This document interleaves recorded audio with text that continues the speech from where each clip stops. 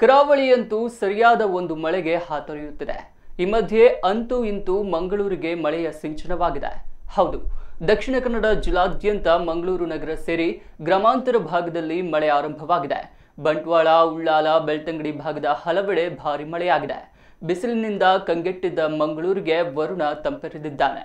ನಗರದ ಹಲವು ಭಾಗಗಳಲ್ಲಿ ಮಳೆಗೆ ರಸ್ತೆ ಮೇಲೆ ನೀರು ಹರಿಯುವ ದೃಶ್ಯ ಕಂಡುಬಂದಿದೆ.